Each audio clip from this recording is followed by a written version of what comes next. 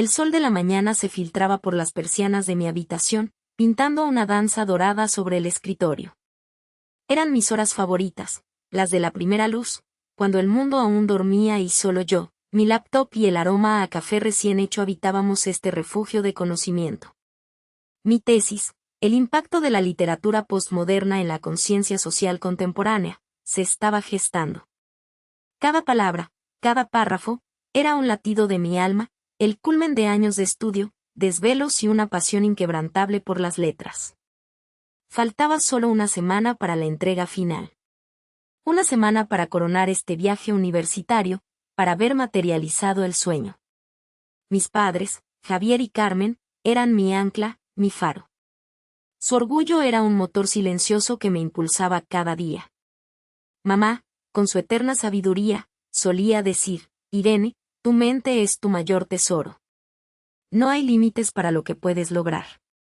Y papá, siempre práctico, se aseguraba de que tuviera todo lo necesario, desde la conexión a Internet más rápida hasta el silencio más absoluto cuando estaba sumergida en mis investigaciones. ¿Cómo va esa obra maestra, hija?, preguntó Javier una noche mientras cenábamos.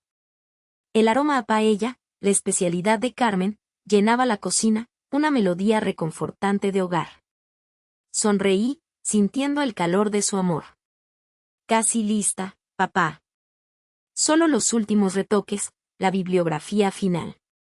El portátil es mi brazo derecho ahora mismo. No me separo de él. El decano Ricardo me envió un correo hoy, felicitándome por el avance. Dijo que mi propuesta era una de las más prometedoras de la promoción. Carmen me miró con los ojos brillantes. Siempre supimos que llegarías lejos, mi vida. Tu esfuerzo es admirable. En ese momento, el mundo era un lienzo de colores vibrantes. Mi futuro se extendía frente a mí, claro y prometedor. La puerta de la universidad se abría, invitándome a una vida de realización profesional e intelectual. Mi tesis, guardada meticulosamente en el disco duro de mi preciado portátil, era la llave. Era la culminación de todo lo que era, de todo lo que aspiraba a ser. Mi corazón rebosaba de gratitud y una felicidad profunda, la clase de tranquilidad que solo se encuentra cuando cada pieza de tu vida encaja a la perfección. La armonía reinaba en nuestro hogar, un santuario de apoyo incondicional. Aquella semana no era solo el final de un arduo camino, sino el inicio de una nueva y emocionante etapa. Todo estaba en su lugar. Todo estaba perfecto. Todo estaba perfecto. Los días siguientes a esa cena transcurrieron en una burbuja de intensa concentración y profunda satisfacción. Mi portátil se había convertido en una extensión de mi ser, un cofre de todos mis sueños y el producto de interminables noches. Arquitectura del mañana, sostenibilidad y conexión humana era más que un título, era mi manifiesto, el resultado de 5 años de absorber cada concepto, cada trazo, cada idea innovadora que la universidad me había ofrecido. La biblioteca era mi segundo hogar, y mi escritorio, el campo de batalla donde pulía cada párrafo, cada diseño, cada cita bibliográfica. Las ofertas de firmas prestigiosas ya empezaban a llegar, pequeños adelantos de aquella vida en plenitud que tan anhelada se sentía, confirmando que el esfuerzo valía cada sacrificio. Mis padres, Javier y Carmen, eran mi ancla. Su fe inquebrantable en mí era el motor que me impulsaba. No olvides descansar, Irene. Tu mente es tu herramienta más valiosa, insistía Carmen, con su voz suave llenando la casa. Javier, por su parte, se aseguraba de que mi espacio de trabajo estuviera siempre impecable, un gesto silencioso de apoyo que lo decía todo. Observaba cómo sus ojos brillaban de orgullo cada vez que mencionaba un nuevo avance, o cuando el decano Ricardo me enviaba otro correo con palabras de aliento, destacando la originalidad de mi enfoque. Gonzalo, mi hermano menor, a veces se asomaba por la puerta de mi habitación, con su energía despreocupada. Mira que trabajas, Irene. Todavía con los ladrillos del futuro, bromeaba, aunque siempre con una chispa de admiración palpable en sus ojos. Él, con su eterna pila de cómics y ese desorden controlado que solo él entendía, parecía entender la trascendencia de mi momento, o al menos así lo sentía yo en aquel entonces. Solía pedirme que le explicara alguna que otra idea de mi tesis, fingiendo un interés que, en el fondo, yo creía genuino. Y esa cosa de la conexión humana, es como para que la gente se quiera más en los edificios, preguntaba, y yo le respondía con paciencia y una sonrisa, feliz de compartir aunque fuera una mínima parte de mi pasión. La casa bullía con la calma de la rutina. La mesa del comedor, recién puesta por Carmen, el sonido lejano de Gonzalo jugando a algún videojuego en su habitación, y el aroma a café recién hecho que se mezclaba con el de los libros viejos que aún consultaba. Era un eco constante de estabilidad y felicidad. Mi futuro, el futuro de la arquitectura y mi lugar en él, se sentía tan cercano, tan palpable. Respiraba hondo, imprimiendo cada sensación, cada detalle de esa perfección en mi memoria. Solo faltaba una semana. Una semana para la defensa final, para el punto culminante de mi vida. Todo estaba bajo control. Todo estaba intacto. Mi futuro, el futuro de la arquitectura y mi lugar en él, se sentía tan cercano, tan palpable. Respiraba hondo, imprimiendo cada sensación, cada detalle de esa perfección en mi memoria. Solo faltaba una semana. Una semana para la defensa final, para el punto culminante de mi vida. Todo estaba bajo control. Todo estaba intacto. O al menos eso creía yo. La verdad es que la perfección que percibía estaba cimentada sobre arenas movedizas, sobre pequeñas grietas que me había negado a ver, demasiado absorta en mi propio universo de planos y maquetas virtuales. Gonzalo, con su energía inagotable y su mente dispersa, era un torbellino en miniatura que a menudo dejaba su rastro. No era la gran cosa, pensaba yo. Solo, sus cosas. Ancomac olvidado en el baño, la caja de cereales siempre abierta, la tostadora con migas pegadas. Cosas de hermano menor, me decía a mí misma, cosas de Gonzalo. Pero a veces, esas pequeñas pinceladas de caos se metían en mi espacio. ¿Has visto mi lápiz rojo?, preguntaba yo, sabiendo de antemano el ritual de búsqueda que me esperaba en su habitación, entre pilas de ropa y videojuegos.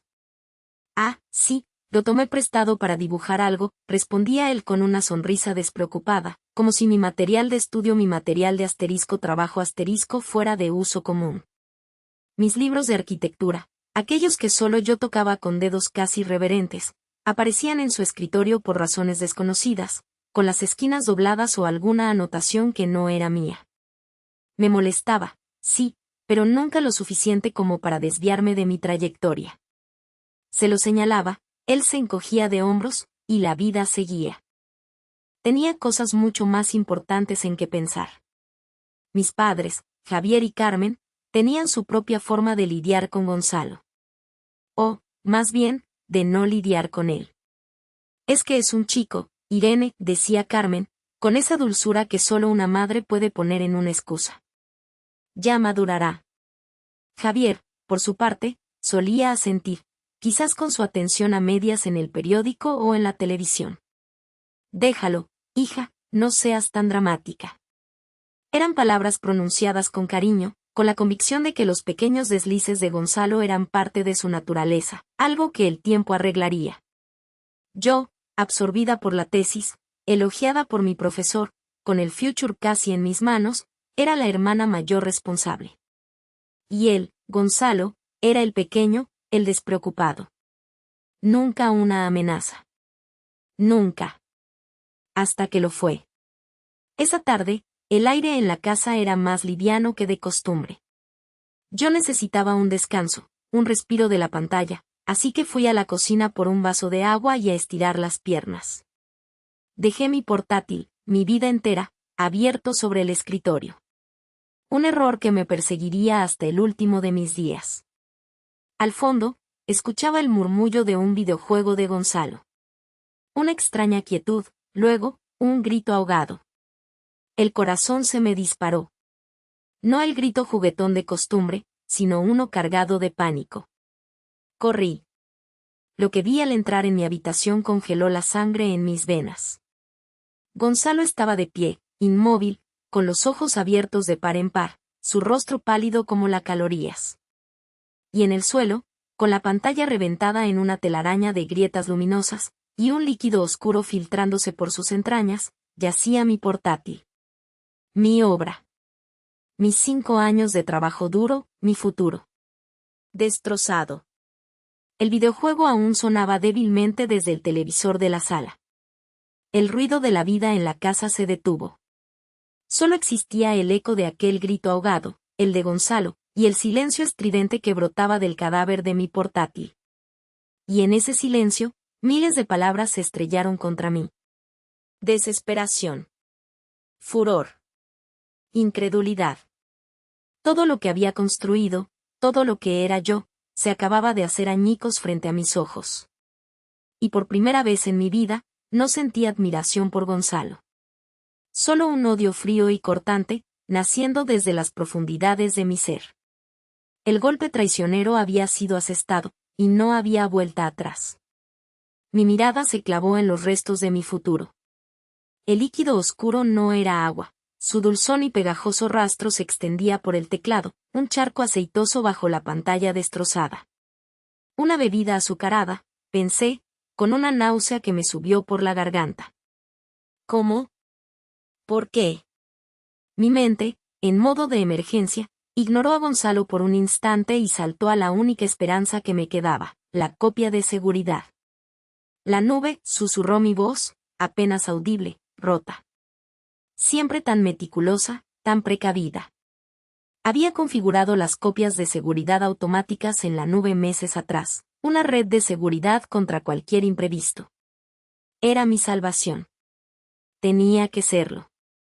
Mis manos temblaban mientras buscaba mi teléfono. Necesitaba comprobarlo, confirmar que mi trabajo estaba a salvo. Que todo aquello era solo un horrible, costoso accidente, pero no el fin del mundo. Mis dedos apenas podían teclear la contraseña. Abriendo la aplicación, el corazón me latía en los oídos como un tambor de guerra.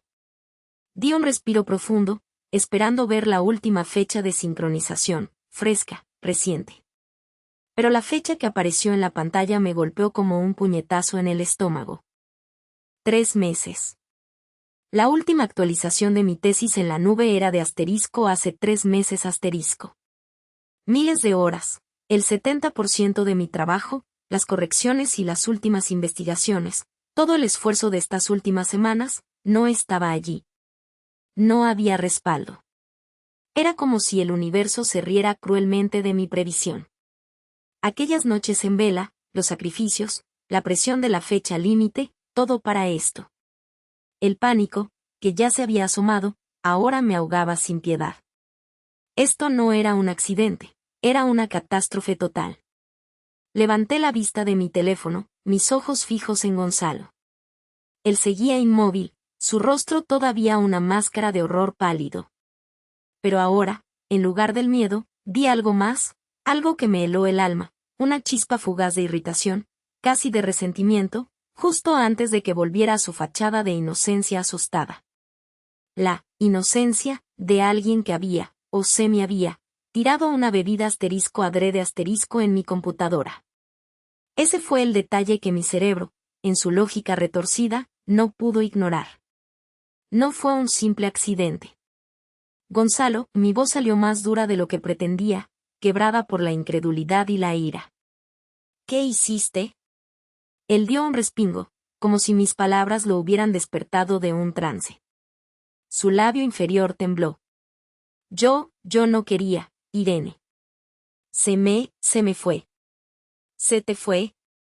La rabia burbujeaba en mi pecho. Se te fue una bebida encima de mi tesis. Una semana antes de la entrega. ¿Sabes lo que significa esto, Gonzalo? ¿Sabes lo que asterisco acabas asterisco de hacer? Lágrimas de impotencia y furia cegaron mis ojos. 5 años de trabajo, Gonzalo. Mi futuro. Las palabras salieron como flechas envenenadas, cada una cargada con el peso de mi desesperación. Ya no me importaba que yo fuera su hermana mayor, la que siempre lo había protegido, la que mitigaba los castigos de nuestros padres. En ese instante, no veía a mi hermano. Solo veía al destructor de mi vida. Su silencio, su mirada elusiva, esa pequeña chispa de enfado que había visto, Me gritaban que no era un accidente puro. Esto era más que torpeza. Era un acto de, ¿qué? ¿Celos? ¿Impulsividad destructiva? Pero eso no importaba. Lo único que importaba era el cadáver de mi portátil y la fecha ominosa en la nube. Todo estaba perdido. Y en lo profundo de mi ser, mientras el dolor me desgarraba, se cimentaba algo nuevo, frío y amargo como la hiel. Una promesa silenciosa. Esto no quedaría impune. Mis padres irrumpieron, sus rostros, no de preocupación, sino de impaciencia exasperante. Mi madre, Carmen, se adelantó, sus ojos captando el portátil empapado y luego posándose en mí con una clara molestia. Gonzalo, inmóvil, con la mirada clavada en el suelo, ni se movió. Irene, santo cielo. ¿Qué es todo este alboroto? Carmen espetó, no con angustia, sino con un fastidio evidente. Tu hermano me llamó histérico. ¿Qué ha pasado aquí? Las palabras se me atoraron en la garganta. Señalé el portátil. Gonzalo derramó una bebida. Encima de mi tesis. Una semana antes de la entrega. La mirada de mi madre se endureció. Observó la mancha oscura y luego me miró a mí. Bueno, pero ¿cómo se te ocurre poner una cosa tan valiosa así, al alcance de la mano? Siempre te lo he dicho, Irene, no eres cuidadosa con tus cosas. Es tu herramienta de trabajo. Sin rastro de compasión en su voz, solo reproche.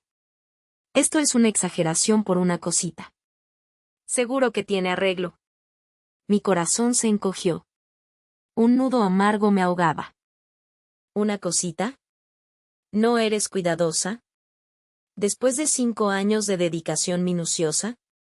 La bilis subía por mi garganta. Mi padre, Javier, se interpuso. Su voz, más tranquila, no mitigó la decepción. Puso una mano en el hombro de Gonzalo. Gonzalo, hijo, ¿qué has hecho? Lo de tu hermana es importante. Una reprimenda tibia, casi una formalidad. Se giró hacia mí. Pero, Irene, tú deberías haber tenido una copia de seguridad eficiente. Es la regla de oro. ¿Todo dependía de eso? ¿A estas alturas? Sus palabras me golpearon. No había consuelo, solo una culpabilidad tan descarada que me dejó sin aliento.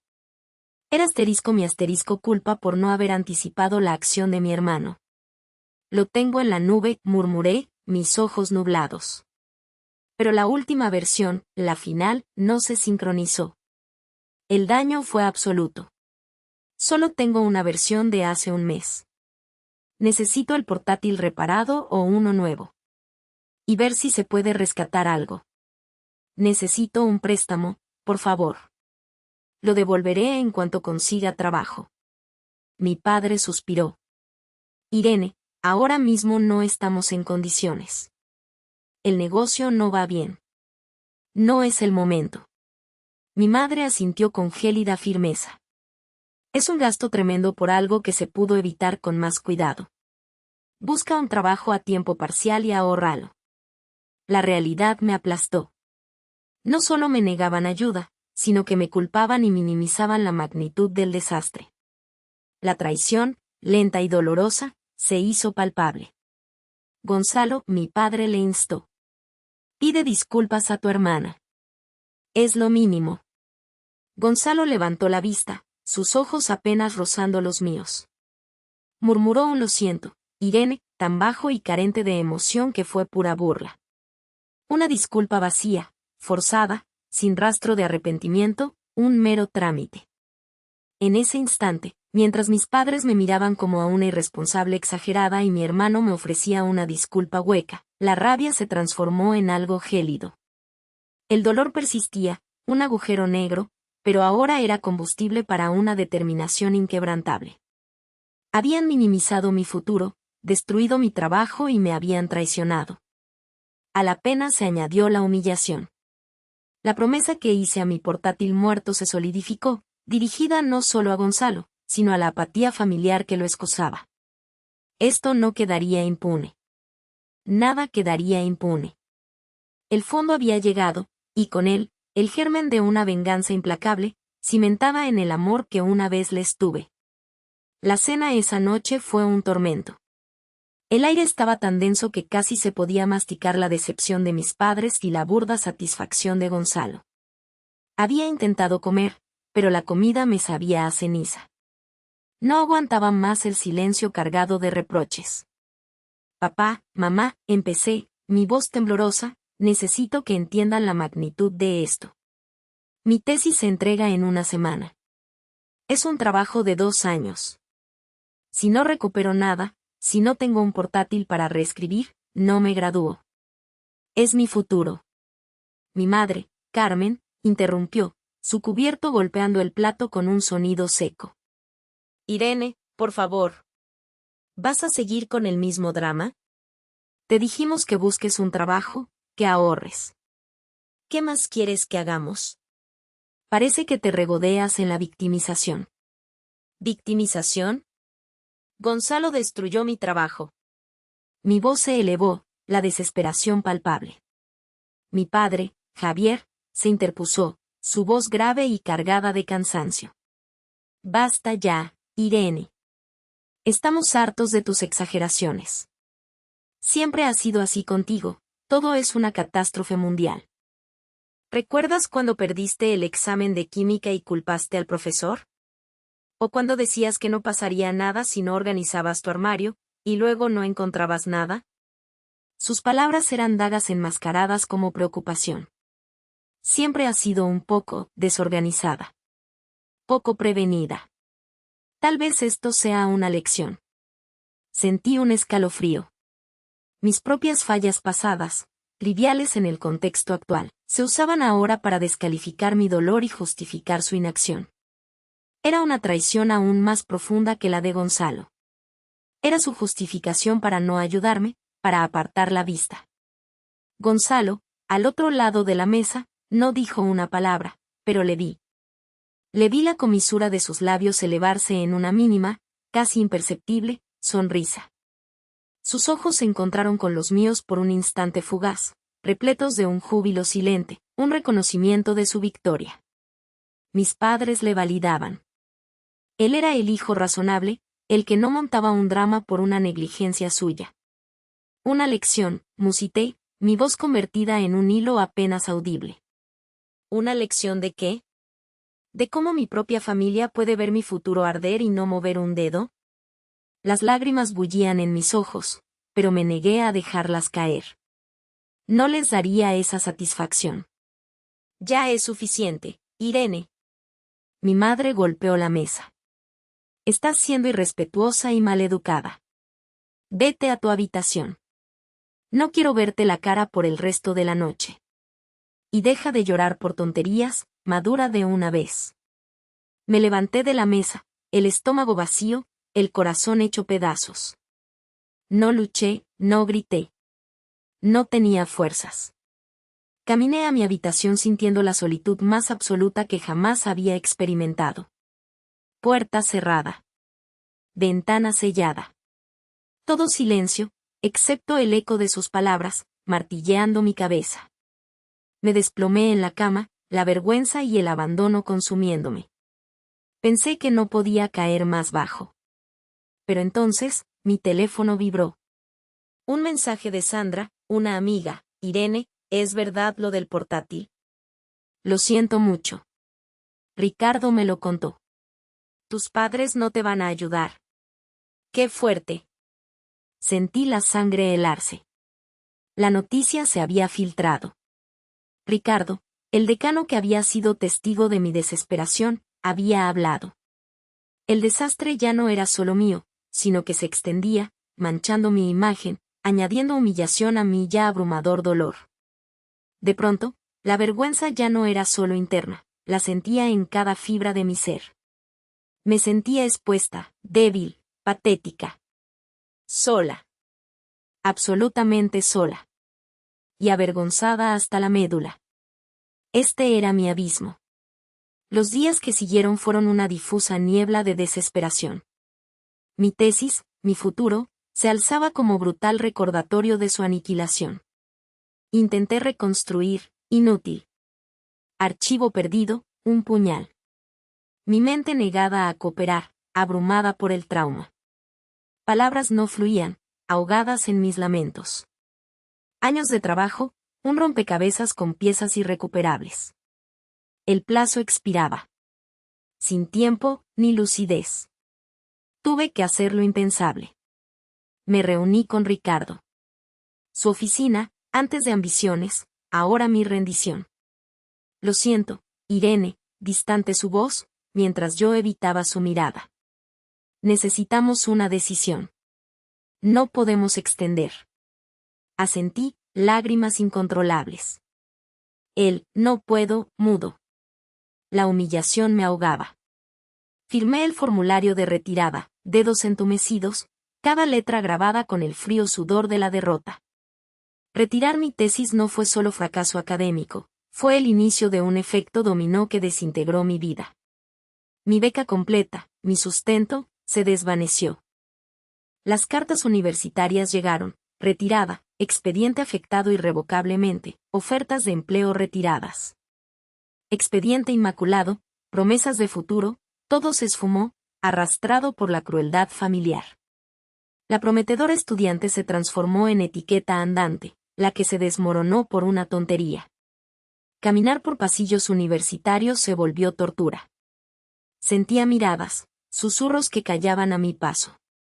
Sus ojos lo decían todo, compasión mezclada con juicio, curiosidad mórbida. Para ellos, una debilidad, excusa patética. Nadie comprendía la devastación, ni la traición familiar que me dejó sola. Me convertí en el hazmerreír silencioso. Mi nombre, antes excelencia, ahora murmullo de vergonzosa derrota. Regresaba a casa, al silencio de mis padres, desprecio de Gonzalo, a mi habitación, mi celda. La vergüenza me ahogaba más que la tristeza. Estaba en el fondo, sin escalera. Regresaba a casa, al silencio de mis padres, desprecio de Gonzalo, a mi habitación, mi celda. La vergüenza me ahogaba más que la tristeza. Estaba en el fondo, sin escalera. Y desde ese abismo, la caída continuó. Mis padres, Javier y Carmen, ni siquiera esperaron un día para abordar el tema de mi ahora inexistente futuro. La cena, siempre un campo de batalla tácito, se convirtió en una ejecución pública. Irene, comenzó mi padre, Javier, su voz despojada de cualquier calidez paternal, reemplazada por la frialdad de un contable evaluando pérdidas. Ya no tienes la beca, ni la universidad. Es hora de que asumas tu parte de responsabilidad. Mi madre, Carmen, asintió, secándose las comisuras de los labios con lentitud, como si saboreara cada palabra de su sentencia. No puedes seguir aquí sin aportar, hija. Ya eres adulta. Hija. La palabra sonó a burla. Mis intentos de explicación, de rogar por un poco de comprensión, de pedir tiempo para reorganizarme, se toparon contra un muro de indiferencia rotunda. ¿Reorganizarte? ¿Para qué? ¿Para volver a fracasar? El comentario vino de Gonzalo, sin siquiera levantar la vista de su plato, pero el veneno de sus palabras era más afilado que cualquier cuchillo. Javier y Carmen no le reprendieron, de hecho, una sutil aprobación brilló en sus ojos. Me exigieron encontrar un trabajo, cualquier trabajo, de inmediato, para compensar el dinero que ya no entraba de mi beca. La idea de retomar mis estudios, de salvar algo de mi brillante trayectoria, fue desestimada con una sarcástica carcajada. ¿Más estudios? ¿Para qué? No tienes cabeza para eso. La humillación era constante, un eco perpetuo en las paredes de mi propia casa. La realidad me golpeó con la fuerza de un huracán sin aviso. Sin un título en mano, sin mi beca, mis opciones eran nulas. Pasé días buscando, enfrentando miradas de desdén, puertas que se cerraban antes de que pudiera pronunciar una palabra. Finalmente, la desesperación me llevó a un empleo precario, limpiando oficinas durante la madrugada. Mis manos, antes hábiles con los libros y el teclado, ahora se aferraban a cubos y trapos, mis rodillas dolían, y el cansancio era una losa que me aplastaba el alma. El sueldo apenas cubría la ridícula aportación que me exigían y mis propios, mínimos, gastos. Las últimas sombras de mi dignidad se desvanecían con cada hora extra, con cada gota de sudor.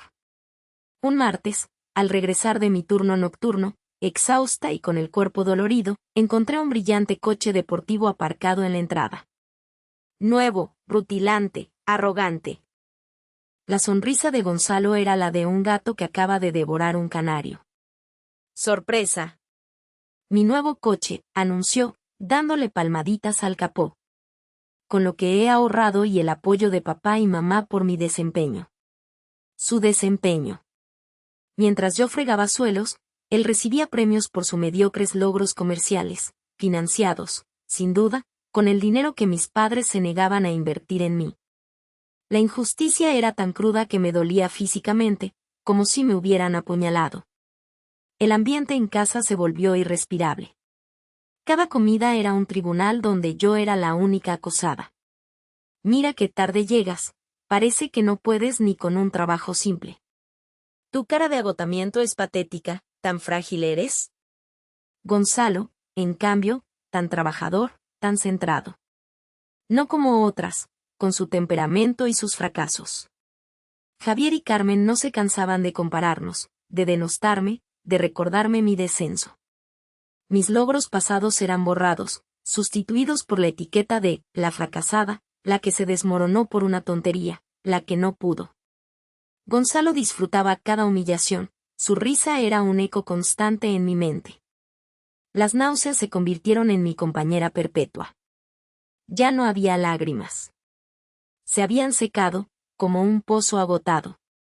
En su lugar, crecía algo frío, algo duro y afilado. Las viejas heridas se infectaban, y de esa infección nacía una nueva forma de pensar. La vergüenza, antes paralizante, empezó a mutar en ira. La tristeza se tornó en una determinación gélida. Me despojaron de todo, mi futuro, mi honor, mi propia identidad. Me habían aplastado hasta el último átomo. Pero de las ruinas emergería algo diferente. Algo que ellos no esperaban. Algo que se vengaría, pedazo a pedazo, de cada humillación, de cada palabra, de cada injusticia. El fondo no era el final, era solo el subsuelo donde las raíces de algo mucho más oscuro y poderoso empezaban a extenderse. El fondo no era el final, era solo el subsuelo donde las raíces de algo mucho más oscuro y poderoso empezaban a extenderse. Mis pocas amigas, las que habían sido mi apoyo incondicional durante años, empezaron a desaparecer de mi órbita. Al principio, eran mensajes sin respuesta, llamadas a las que nadie contestaba. Luego, las viñas de la ciudad se encargaron de traerme rumores, ecos distorsionados de las palabras de Javier y Carmen. Irene siempre ha sido demasiado sensible, la presión le puede, está pasando por un momento, es normal que reaccione así de forma desproporcionada. La frase que más se repetía, y que me taladraba el alma, era, demasiado intensa. Mis propios padres y mi hermano lograron pintar una imagen de mí tan falsa y tan convincente que hasta mis más cercanas amigas comenzaron a creerla. Sus miedos se disfrazaban de incomodidad, su falta de comprensión, de piedad. Un día, Laura, mi mejor amiga desde la infancia, me envió un mensaje de texto. No una llamada, un texto. Irene, lo siento mucho, pero creo que necesitas espacio. Has cambiado mucho y, sinceramente, es difícil para nosotras. Espero que entiendas. Espacio. Eso era lo que me venían dando, un espacio tan vasto y frío que me asfixiaba. Mis llamadas a Paula y Sofía ni siquiera obtenían respuesta. Era como si me hubieran exorcizado de sus vidas, dejándome varada en una isla árida. Me encerré. Los muros de mi habitación se convirtieron en mi cárcel, y mi cama, en un refugio precario. La luz del sol me quemaba la piel, así que las cortinas estuvieron cerradas día y noche. Los olores de la casa, la risa de Gonzalo, la voz autoritaria de Javier y el canturreo de Carmen me perforaban los tímpanos, agudizando mi dolor. Pero incluso esos estímulos externos perdieron su poder con el tiempo. El hambre desapareció, reemplazada por una náusea constante. Las comidas eran para mí un campo de batalla que prefería evitar, así que dejaba el plato intocado. Los kilos escurrieron de mi cuerpo, dejando una sombra de lo que fui. Mis huesos se hicieron más prominentes, y mis ojos, hundidos y rojizos, reflejaban un agotamiento perpetuo. Dormir era un lujo que rara vez me concedía.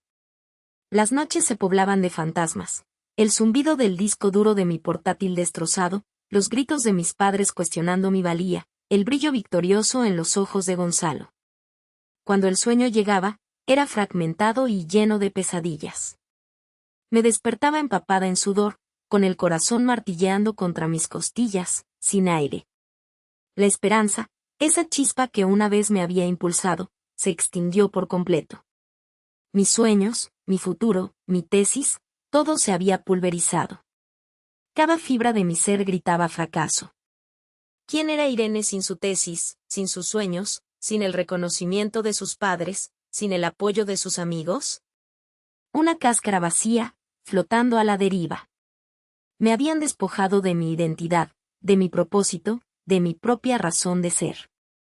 La joven brillante y prometedora se había transformado en un espectro, un cuerpo lánguido arrastrándose entre las sombras.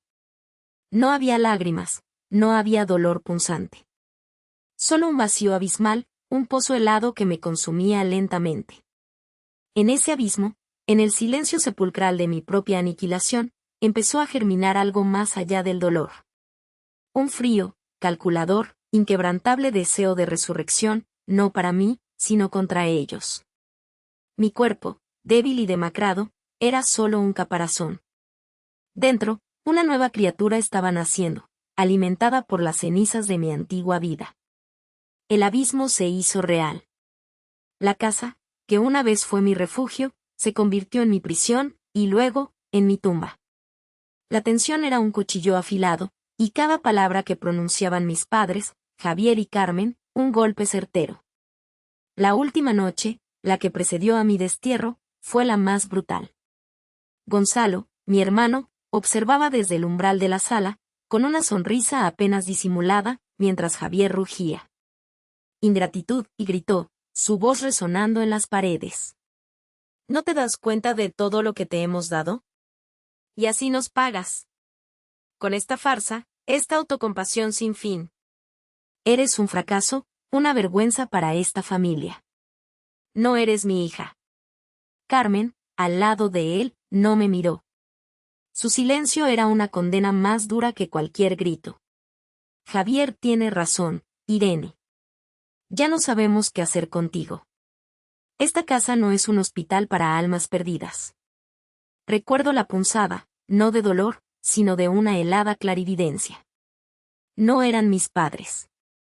Eran jueces, y yo era la convicta. Sus rostros, antes fuentes de amor desinteresado, estaban contorsionados por la ira y el desprecio. Gonzalo tosió, una tos seca de burla. Ya no había vuelta atrás. Aquella noche, me echaron. Sin lágrimas, sin un adiós. Solo una maleta pequeña, un puñado de ropa gastada y la certeza de que estaba sola en el mundo. Los primeros días fueron un borrón de desorientación. Mi mundo se redujo a la desesperada búsqueda de un sofá donde dormir, de una comida caliente que no siempre llegaba. La hospitalidad de conocidos lejanos era un préstamo, no un regalo, siempre con la fecha de devolución marcada en el calendario. Sofás incómodos, olores ajenos, la humillación de la dependencia. Comía galletas rancias para el almuerzo, fideos instantáneos para la cena, estirando cada céntimo. Mis días transcurrían en trabajos temporales, humillantes, sin alma. Fui limpiadora de oficinas en las madrugadas, reponedora de estanterías en supermercados, asistente de cocina en restaurantes de tercera. Mis manos, antes hábiles con la pluma y el teclado, ahora estaban agrietadas, sucias, gastadas por la labor física. El cansancio era mi única compañía constante. Me miraba al espejo y veía un fantasma. Mi ropa, antes modesta pero cuidada, era ahora un andrajo. Mis ojos, siempre vivos, estaban vacíos, opacos. Hubo una tarde, en particular. Llovía a cántaros y yo estaba de pie en la cola de una tienda de segunda mano, empapada, con los pies doloridos por unos zapatos demasiado grandes que me habían regalado. Miré a mi alrededor, la miseria, las miradas cansadas, la resignación. Y entonces, me vi a mí misma en ese reflejo difuso de un charco, una mendiga, una sombra de lo que fui. Una oleada de náusea y desesperación me invadió. ¿Por qué seguir? ¿Para qué? ¿Qué era este castigo? No tenía nada. Estaba sola. Mis sueños, pulverizados, mi futuro, un agujero negro. Por un instante, solo un instante, la tentación de dejarme ir, de simplemente desvanecerme, fue abrumadora. Solo quería que el dolor cesara, que la agonía terminara. Cerré los ojos, y casi me rindo. Pero en la oscuridad de ese precipicio, algo se encendió, una chispa fría y ardiente. El deseo de aniquilación se transformó en una promesa. No me rendiría. No les daría esa victoria. Era una ira sorda, atemperada por la soledad, refinada por el sufrimiento. No se trataba de probar mi valía a ellos, se trataba de desmantelar su mundo, pieza por pieza. Mi tesis. Mi portátil. Ellos. Gonzalo. Mi puño se apretó. Podría haber muerto esa tarde, pero no lo hice. En cambio, nací de nuevo. Y esa nueva Irene tenía una misión. Unas semanas después, mientras hojeaba los anuncios de trabajo en un tablón deslucido de una cafetería barata, un pequeño papel llamó mi atención. Era una convocatoria de becas de investigación para estudiantes de posgrado con circunstancias excepcionales. La firma al pie del anuncio, Dr. Ricardo Solís, decano. Mi corazón dio un vuelco.